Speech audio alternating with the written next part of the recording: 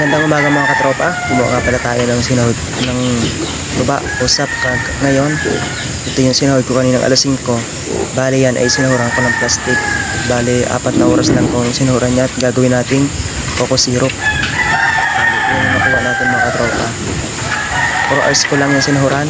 Bali alas 10 ko kinuha yan. Alas 6 ko nasahuran halos lahat ay.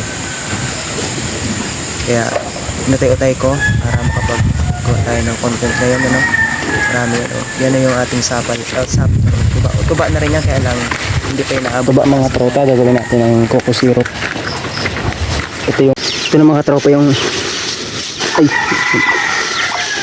ito mga tropa yung nakuha natin ng coco syrup. Coco syrup, coconut na tuba. Ito bali, ano lang to, 4 hours. Maganda, pwede mo naman pa 4 hours lang to mga tropa. Gagawin natin ng coconut syrup ngayon. Ito dati ginagawang sukal dito sa lugar namin, yung ganitong yung parang tuba na rin ito, pero kailangan ito yung ano lang, yung 4 hours lang, 3 hours to 4 hours lang kukuhain mo na sa taas para maging suka. Dapat ganito yung kulay niya pati, yung ganyang kulay na pula. Ito yung nakuha natin. Nagsahod ako kaninang umaga ng alas 5 ay lutuin natin, gagawin nating syrup ngayong araw. Kakaunti lang magiging syrup nito pag ito yung naluto. Baka siguro wala pang kalahating baso. Ayan, masimulan na natin mga katropa pagluto nito. Ayan mga tropa, magluto na tayo ng coconut syrup. Okay na yung apoy, kailangan lagi yan. Papainitin lang natin itong ating kawali para lagyan na natin yung ating coconut palm o coconut sap pala, mali. Mga tropa, mainit na yung ating kawali, ano? Ayan o. Ayan. Lalagyan lang natin ang coconut. Lalagyan na natin itong ating palm. Mali. Sap pala, sap, coconut sap.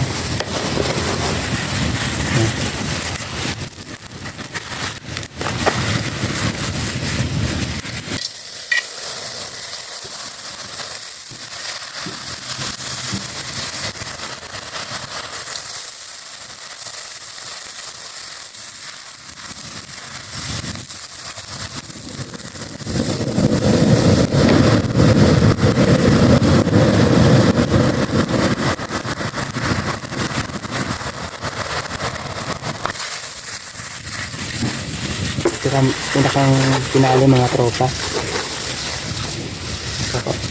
Pwede na rin pala yung nakuha natin. Halos naka isang naka isang maliit na kawali.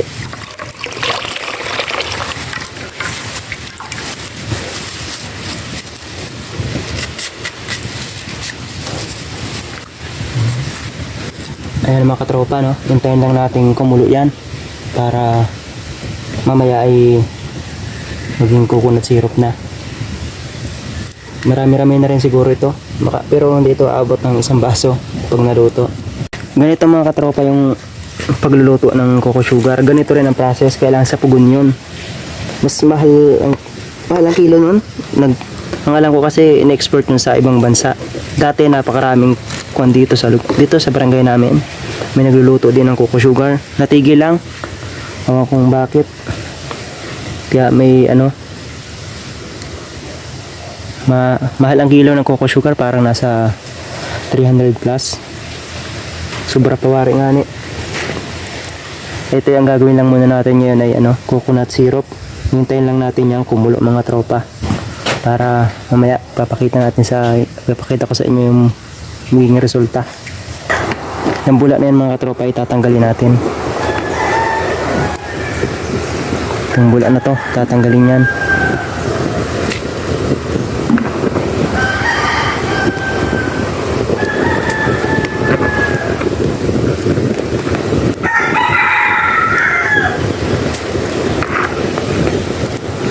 Ganun lang ng ganun mga tropa. Kapag yung may bula na, tatanggalin.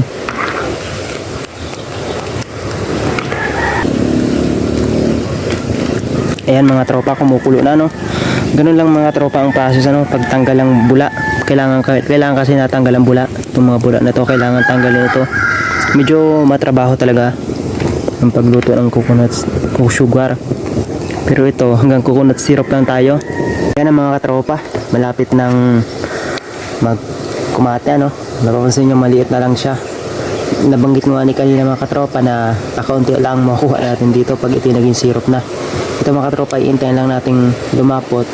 Pag lumapot na yan, ay pwede na. Syrup na mga katropa. Hanggang syrup lang tayo. Saka na tayo magagawa ng coco sugar kapag marami-rami na. Napakatamis mga katropa niyan. Hintayin lang natin lumapot yan at okay na yan mga tropa. Medyo matagal nga lang talaga. Kapag maganda kasi yan, di diretso dapat ang gatong ay ano lang yung panggatong ko, bunot. Bunot. Maliit na naman yung walang pao. Ay puti na may nawawala ng dalit.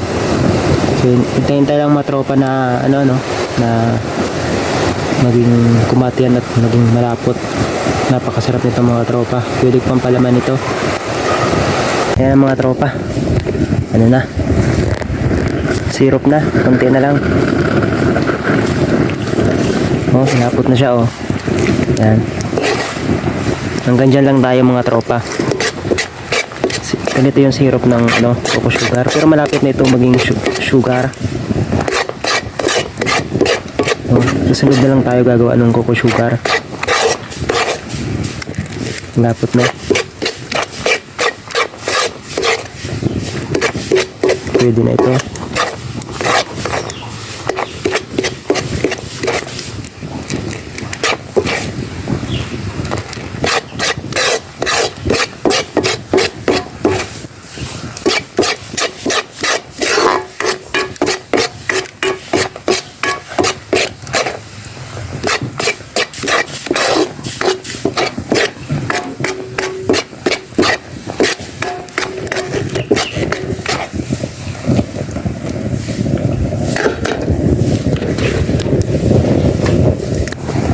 Coconut syrup mga tropa. Mabilis siyang shoutout tayo mga katropa, no? Megala shoutout kay Renato Manding.